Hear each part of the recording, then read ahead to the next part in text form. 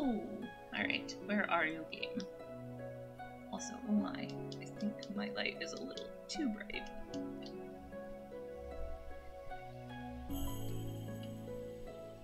And I'm a little too short.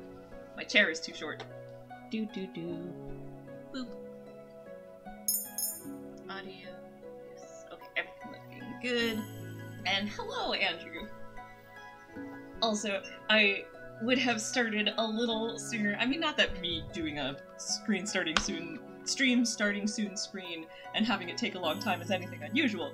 But in this particular case, it's because I got distracted because I had just finished listening to the audio of a theater performance right before I started the stream. And then, of course, I had to go tell Tom all about the show. You see, it was very important. Also, man, you have encouraged me to look out the window for the first time in a couple hours. I did see big fluffy snowflakes earlier, but my window has a really good view of the street, and I'm just like, oof. Yup, that sure is some snow. I mean, I do feel like December, January, February is when I'm like, yeah, okay. There ought to be some snow. That's how seasons work. I like having all 4 seasons, in theory. But I've never been a huge fan, actually, of the, like, it's nice to look at, and I like seeing it from inside, but I do not like being out in it. Luckily, I don't have to leave my house for any particular reason today. Alright, so I am going to be starting from, so this is the second to last chapter of this route, and things are very exciting. If I recall correctly, this was the one where it was super sad because her dad died, and now there's been an announcement that there is, or rather, Alcaster, I think, is officially holding down the fort at the castle. The people think Lucette killed her father and view her as, think she's like a traitorous murderer, and there's been some kind of proclamation that there's gonna be some kind of proclamation. Like, there's gonna be some big speech announcing something important, and I believe they're planning to infiltrate. Also, hello, Johnny! And that's fair. Like, Andrew, if I could, like, trade you my snow so you could have extra, I'd do it, but... I mean, to be fair, given our geographical locations, I would dare say that on average I will have less snow in the direct vicinity of my house than you would yours. Not dramatically, because we're still in the same county, but, you know. Anywho, I'm gonna get started. Chapter 9. The Queen.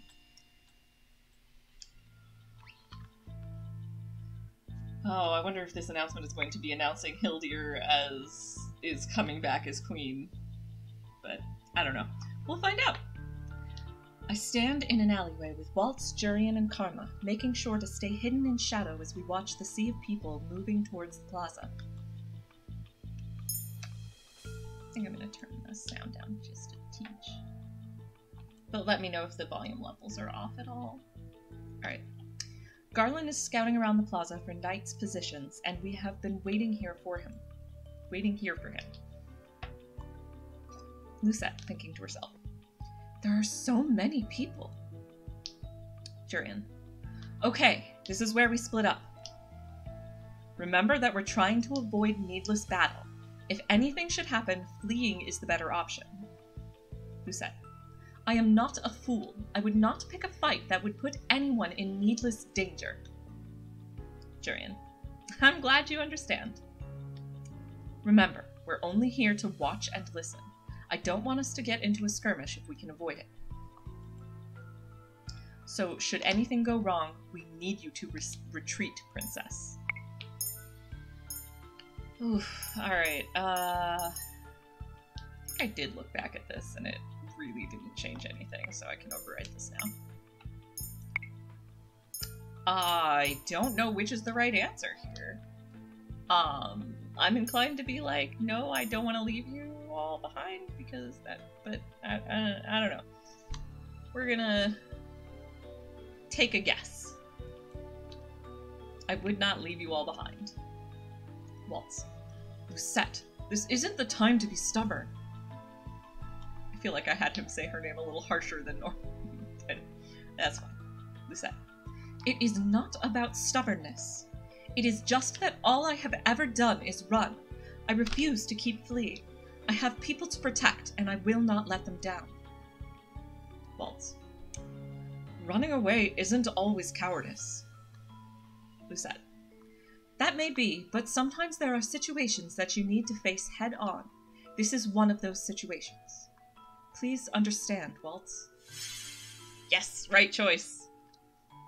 I thought it felt more fitting, more like, fitting of her status as a person who will lead others to be like, but also I won't leave them behind. Anyway, Waltz. I just don't want you to get hurt, Lucette. Lucette. I know. I feel like I hadn't seen that face on her either. Anyway. I look at Waltz, feeling at a loss. No matter what I say, he will always insist on my safety first. Garland suddenly appears with a stiff frown. Garland. Look who I found. Yay, Fritz! Oh, please don't perish in this route, Fritz. I like you so much, and I want you and Lucette to get to be friends.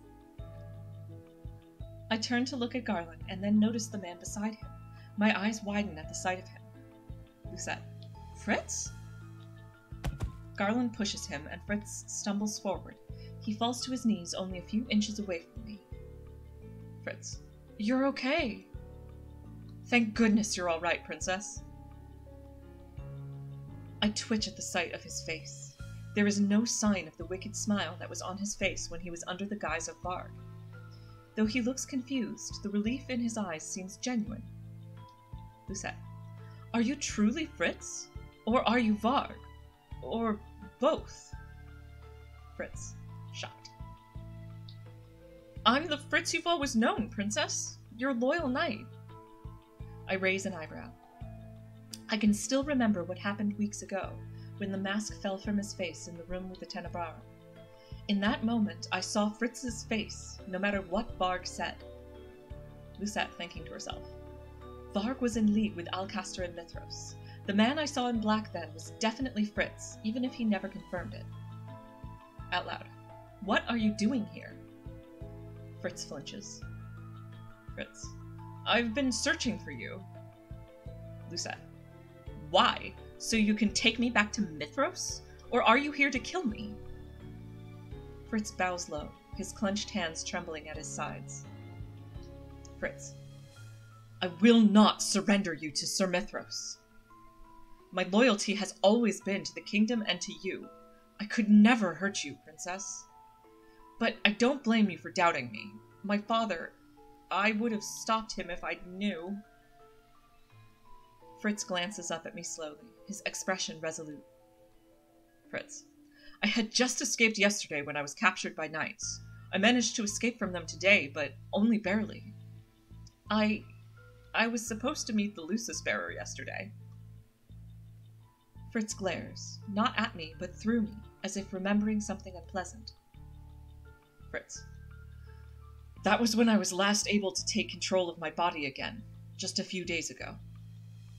I'd been searching for you, but instead found some witches who seemed to be in league with the Lucis bearer. I requested an audience with her as soon as possible because I wasn't sure how long I could keep Varg at bay.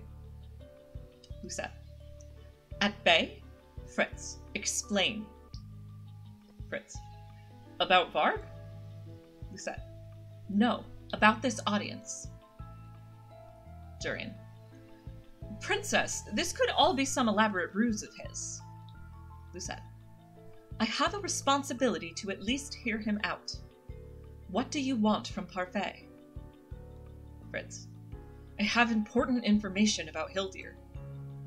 Lucette, shocked, thinking to herself. Mother? Waltz.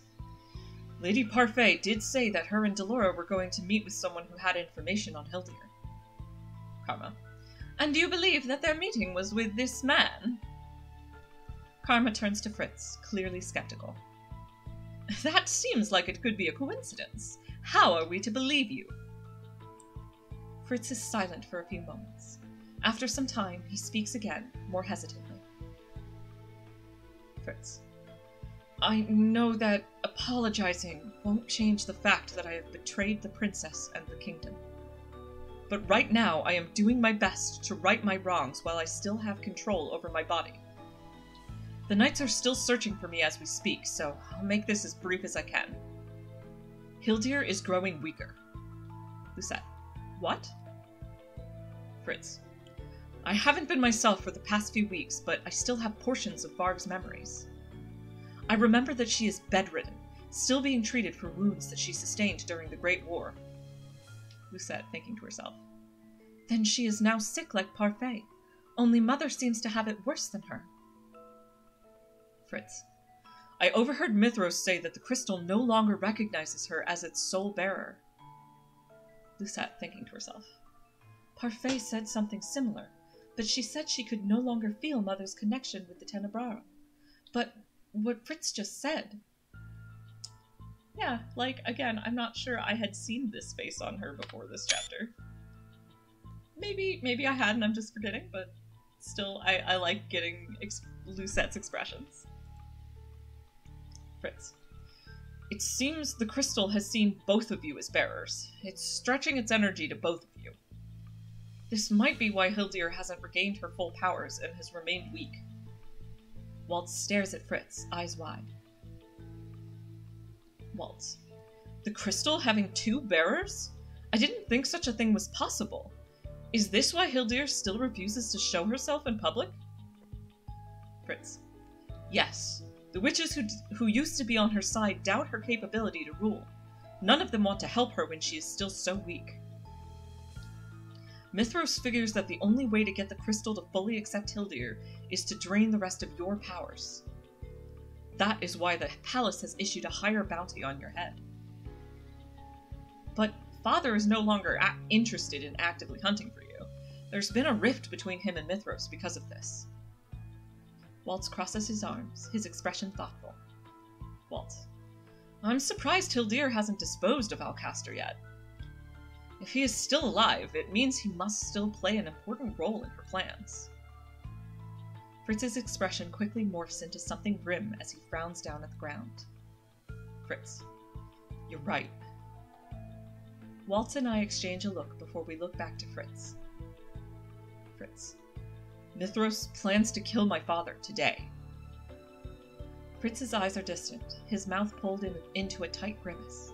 All I can do is stare at him, uncertain of what he has just told me. Fritz. Hildyr will show herself to the public today. She and Mithros plan to kill my father in front of an audience, in hope that their fear and despair will fuel the Tenebrarum. They think that fueling the Tenebrarum might make Hildyr stronger. Garland. They plan to use the fear of the public to achieve their own ends? Karma. This is not good. With this many people here, the Tenebrarum might indeed see that surge of power again. Waltz. Even a weakened Hildyr will be difficult to fight, but we stand more of a chance against her now than we do if she fuels the Tenebrarum with negativity. Fritz. Please, save the kingdom, princess. Fritz looks at me imploringly. I shake my head slowly. Lucette. I am confused. You betrayed us, but then you're still helping us as well. Which side are you on? Fritz. The only reason why I'm working for them in the first place is because of my curse. I swear it. Fritz tries to stand up, but his knees wobble, and suddenly he is down on the ground again, his hand clutching at his chest. Lucette. Fritz? Fritz.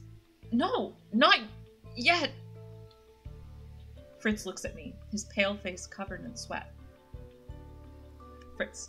I have no idea how long I can suffocate Varg, so please, bind me, freeze me, do whatever you can to keep me from chasing after you.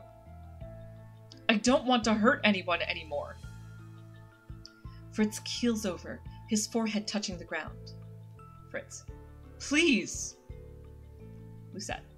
Silence. Waltz. Waltz. I know.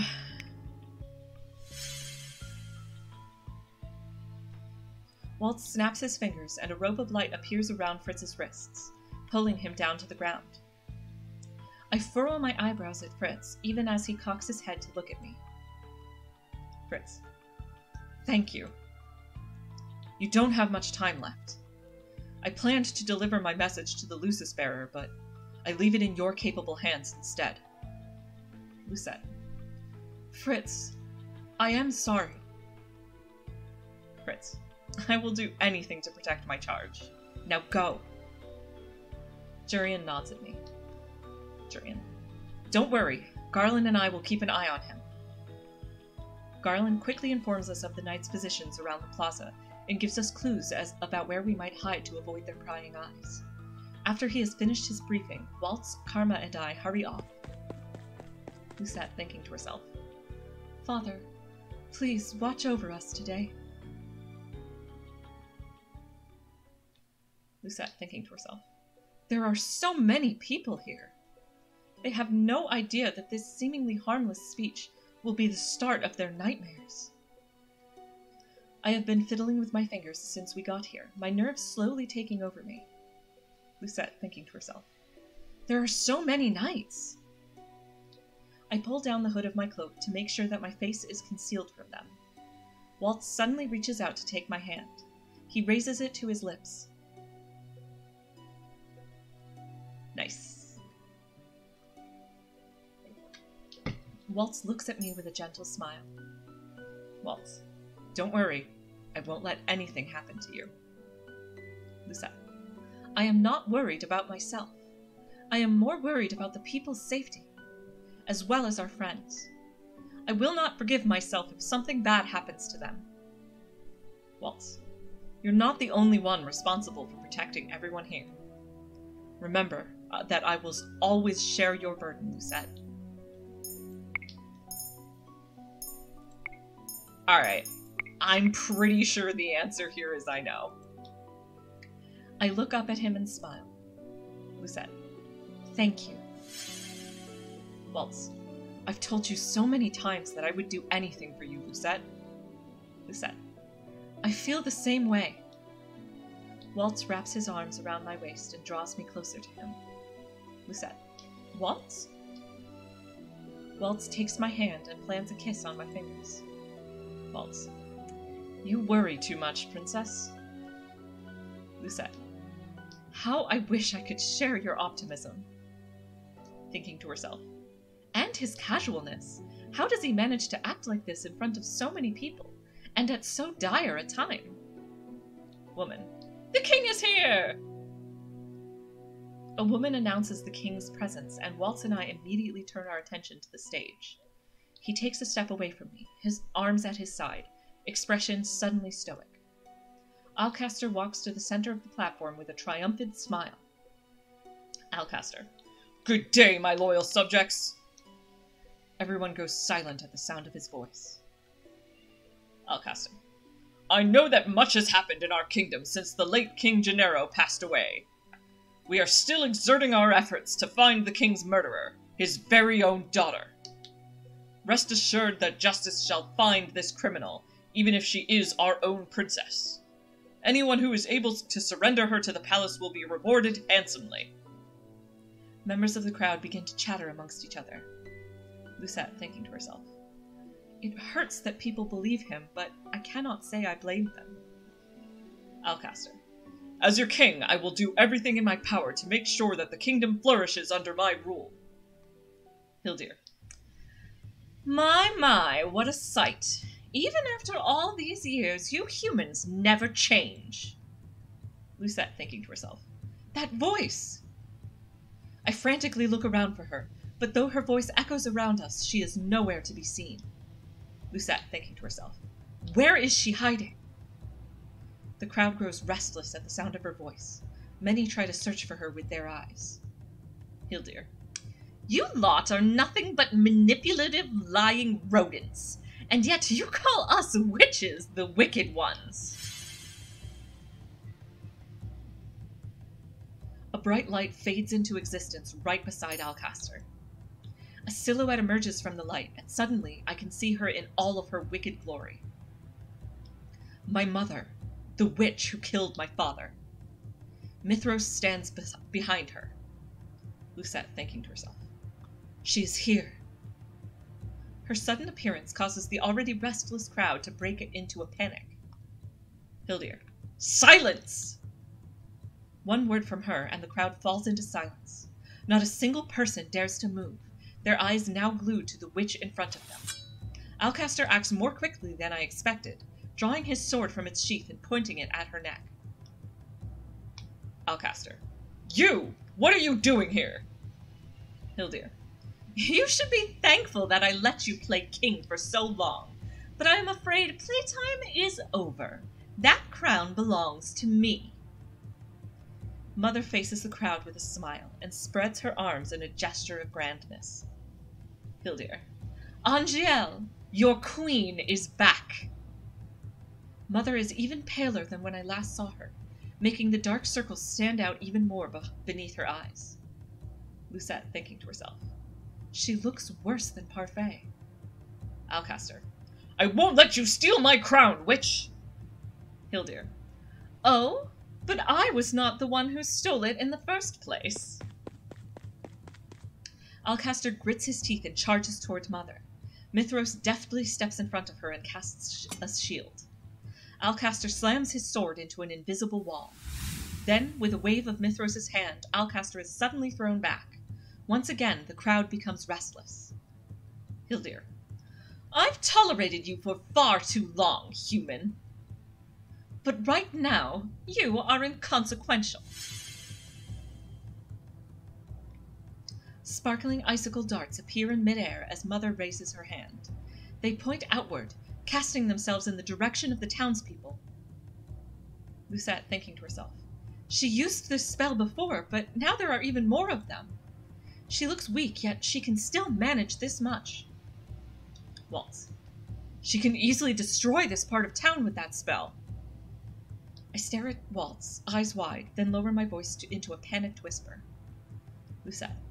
I thought she was planning to kill Alcaster. Waltz. Seems like plans have changed. Hildir. Farewell, my disloyal subjects. Lucette. I cannot let her do this. Waltz. Lucette! I ignore Waltz and quickly run to the center of the crowd, knowing this will be the most effective place to set up a barrier. A strong gust of wind causes my hood to come off. I love that! Oh! That is the most badass Lucette visual we have gotten in this whole series so far, and I love it. Oh my gosh. So good. And I'm also excited because this means that she will very visibly be protecting the people of the town and of the kingdom from her mother, which will make it very obvious, I think, that she was not the culprit. I stretch out my arms as I concentrate on casting a shield around the entirety of the crowd. Man. Isn't that the princess? Woman. Witch! I do my best to shut out everyone's voices as I push all of my energy towards the palms of my hands, imagining an impenetrable glass arching in front of us. As soon as I have cast the massive shield, the icicles shatter upon impact, falling away. I wince at the impact, but force myself to stand steady, even when I am pushed back. Lucette. I will not let you hurt anyone anymore, Mother! The crowd begins to murmur all around us. Hildir. Ah, so you finally showed up, little one. Lucette. Silence. Hildir. It's good to see you again, my dear daughter. I knew I'd see some sort of reaction if I opened my speech like this. Lucette, shocked, thinking to herself. She did this to draw me out? Hildir. Now, be a good girl and hand over what is rightfully mine. Alcaster. You won't get away with this, witch! Alcaster is once again back on his feet, his sword poised and ready to strike. Lucette, thinking to herself, he cannot defeat Mother with a mere sword. Mother looks at Alcaster. A wide grin slowly parts her lips. Hildir. But I already have. Mother flicks her hand, and a silver light begins to gather in her palm. Lucette, thinking to herself, I recognize that spell. As much as I hate Alcaster for what he has done to this kingdom, I cannot just stand idly by as she summons a spell to kill him. I push myself forward, running toward Alcaster. Lucette. Alcaster, run! But I am too late. A second later, a sword of light appears and impales Alcaster right through his chest. I am not sad about the loss of Alcaster. It does suck because it means that her plan to, like, get everyone freaked out and power the Tenebrarum went off, but the world is not going to particularly suffer for the loss of Alcaster. Lucette. No! This time the crowd finally begins to disperse. People begin to push past each other, screaming and crying. Most of them are almost at the edges of the plaza before Mother casts another spell, creating a barrier to lock everyone inside. A strange wave of that energy pulsates through my body, making me stumble. Lucette. This is... Hildir. That's right. Feed me your fear! Lucette, thinking to herself. The people's negative energy is fueling the Tenebrarum. My eyes shift towards Mother, whose grin is deranged, inhumanly wide. A shiver runs down my spine. Lucette. Mother! Stop this madness! In my moment of hesitation, Waltz rushes forward to cast a spell. Purple spikes run towards Mother, but she does nothing to stop them. Mithros effortlessly stands in front of her, casting a shield. The force of Waltz's spell sends him stumbling backward. I hear his shield crack. Mithros tries to keep it up, but ends up succumbing to the force of Waltz's spell. Eventually, the glass shatters, and the spikes force their way through. One of them impales Mithros through the chest. World is also not going to mourn the loss of Mithros. Or rather, suffer from. Like, honestly, like, if this... These are villain deaths. I am very okay with the two of the worst people in the series meeting their untimely ends. And, it feels very just desserts, is I guess, what I'm saying. Mithros. Ugh! Mother glances at Waltz, her lips pulled into a pleased smile. Hildir. Impressive. You can still use your magic, even after having been separated from it for so long. I expected no less from my superior apprentice. Mother turns to Mithros and raises her eyebrows slowly. Hildir. You are still a disappointment, Mithros. My queen! These are the last words he can manage before he stops speaking. Actually, I guess I'm gonna reread that, because that's his, like, dying word, so it's, like, more like, my queen! These are the last words he can manage before he stops speaking. Fritz. Father! Fritz's voice echoes through the suddenly silent plaza. He rushes toward Alcaster, who has managed to walk a good distance away from Mother before he collapses to the ground. Okay, one person mourns Alcaster's passing, and that's okay. And he can have some kind of touching moment with his dad, who maybe will feel any kind of guilt about having cursed him. And the crowd can feel confident in the new, they never learned to think that Alcaster was in the wrong, so they might think Hildir's behind everything, and then either way. I feel like the people will welcome Fritz as the new captain of the guards with no problem. Because I feel like that is a sensible route for Fritz in this. A sensible career path. There we go, for Fritz. Soon, Fritz is kneeling right beside Alcaster's bloody body. Jurian and Garland are right behind him. I'm about to walk over to them, but Karma holds my arm and pulls me back. Karma. Don't. Lucette. But... Karma. You do not want to set your eyes on such a grisly sight up close, Princess. Mother watches Fritz and the two knights approach with disinterest. Hildir. This is his fate for trying to steal what is rightfully mine. Alcaster brings his hand to his mouth and coughs. I can see blood on his hands. Father's last moments flash through my head, but I will the memory away as Mother turns her gaze on me. Mother surveys me with a warm smile. She holds out her hand and beckons me over. Hildir. Join me, Lucette. We were meant to rule this kingdom hand in hand from the start. These humans do not deserve your protection. They deserve to suffer after everything they've done to our kind. I shake my head. Lucette. I'd rather die than join you. Hildir. Hildir. What? Ungrateful brat! This is how you repay everything I've done for you! Lucette. You have done nothing for me. Hildir. Very well. If you wish for death, I shall give it to you. Once I'm done with you, I will destroy this kingdom and start anew. It will be a kingdom for the witches and I. Lucette. I will not let you do that. Hildir, shocked. Mother is taken by surprise when another purple spike suddenly pushes through the ground towards her. She steps back, avoiding the brunt of the attack, but her arm is still grazed. Blood oozes from a newly opened gash. Hildir. Waltz! Waltz. You'll have to get through me first. Hildir. You can't stop me, traitor!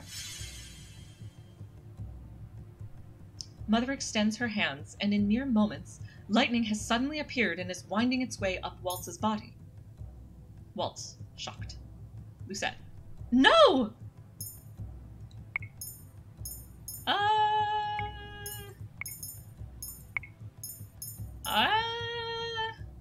I'm gonna prioritize love over violence, I guess?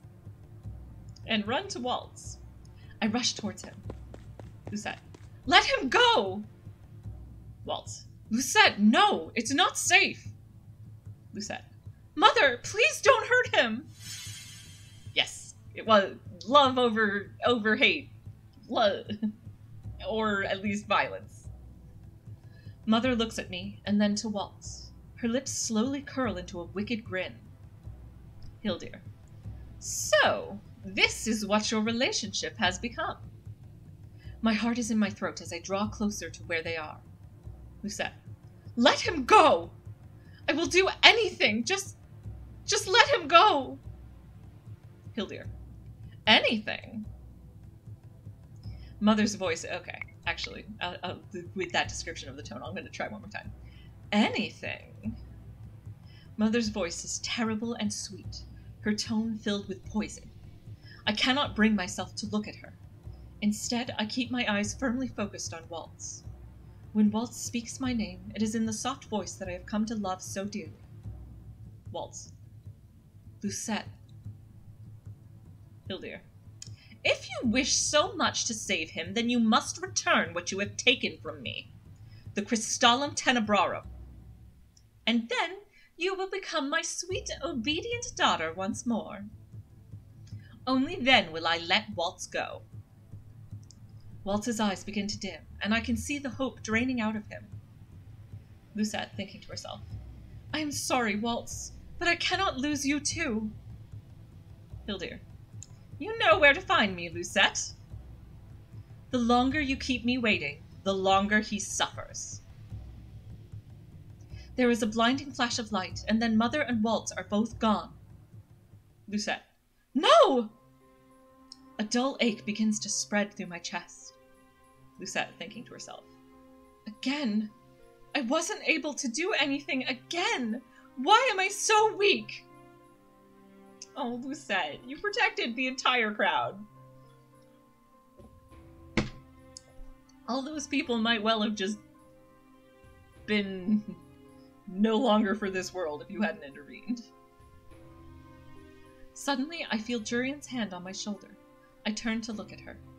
She stares at me solemnly for a few moments, before her expression breaks and she shakes her head. Jurian, don't blame yourself for this. There is nothing you could have done. Lucette, I have to save him! Jurian looks through me, and I follow her gaze. The people are starting to back away, their expression a mixture of fear and anger. Lucette, thinking to herself, this is exactly like 4 years ago. Man A, what should we do now? That witch just killed the new king! Jurian, everyone, it's best for all of you to go home and stay there where you'll be safe. Man A, and what? Wait until that witch kills us? One woman points an accusing finger at me. Her fear is palpable. Woman A, that murderer is a witch as well. She's exactly like her mother. Woman B, a wicked witch! The people begin to curse me. I stand quietly and listen to their insults. I cannot blame them for thinking this way. Karma moves to stand beside Jurian, and the two of them shield me from the angry masses. Lucette, thinking to herself, I doubt any of these people will listen to anything I have to say. Man, stop! A familiar man walks towards us with a gentle smile. Lucette, you are... Man, yes, you remember me? You helped make my daughter happy on her special day with your gift. I am surprised when both he and his wife come to stand beside me. Lucette, what are you doing? Man, I can finally properly repay you for what you've done. The man smiles at me before turning his attention to the crowd. Man, we won't let you hurt the princess. Rumors may have spread about her being a cold and wicked person, but those rumors are false. I know the truth. She's a truly kind person. She just protected us from the evil queen. Have you no shame? The angry shouting begins to fade into hushed accusations and aggressive whispering. That is an improvement. Boy, that's right! Girl, we won't let you hurt Big Sister! Lucette, shocked, thinking to herself, these are the children that Waltz and I played with, the ones that watched his shows. The children stand to my other side.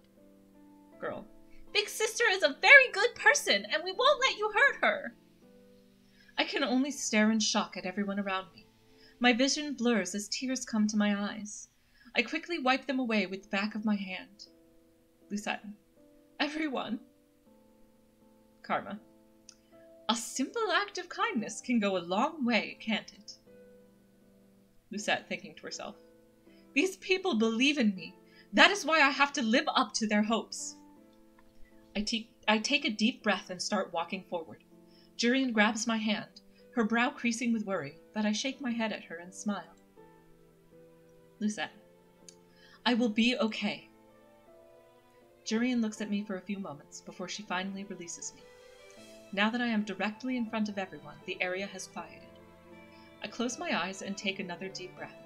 Slowly, I get down on one knee before them. Lucette, I am sorry. The crowd begins to murmur again. I can hear more than a few stifled gasps.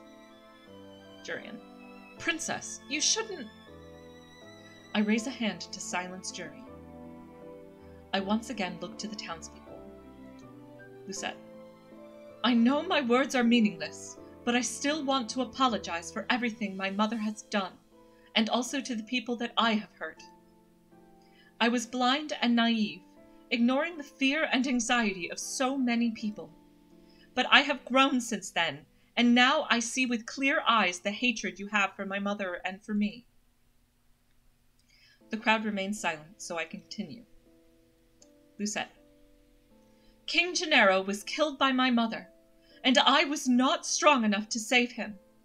So yes, you are correct. I am the reason he is dead now.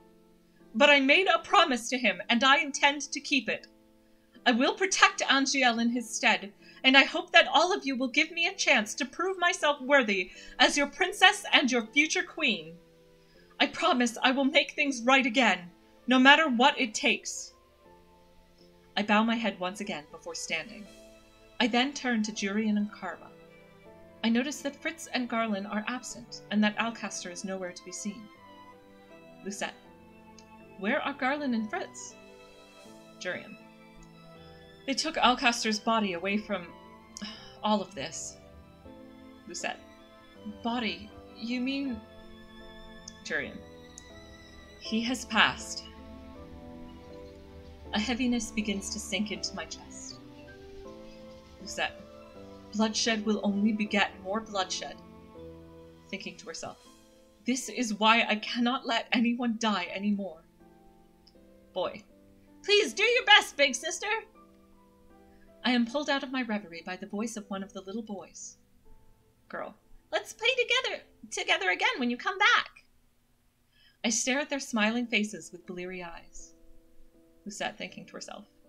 I do not even know if I will live through this, but I do not have the heart to ruin their optimism. Out loud. I'd like that. Thinking to herself. I need them to keep hoping for a better tomorrow, so that they will be strong enough to stand on their own feet if they must face the whole world. Lucette. Back to out loud. Jurian. Tell Delora and Parfait what happened when they come back to the Marchen. Jurian. What are you planning to do? Under no circumstances are you to go to that witch alone, am I clear? Waltz would not want you to sacrifice yourself for him.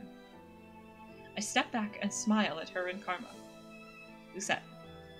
I apologize for this. I back away towards the palace, putting as much distance as I can between me and the crowd, the platform and putting as much distance as I can between me and the crowd, the platform, and Karma and Jurian. Then, as swiftly as I can, I hold out my hand to cast a large dome-shaped shield around the palace and I. Oh, wow. I mean, I guess probably covering the whole palace is not dramatically bigger than covering the whole huge crowd in the plaza. Or, I guess, in the grounds in front of the castle gates, but... Anyway. The energy is falling away from me even as I cast the spell, only to be replaced by new energy. Lucette thinking to herself.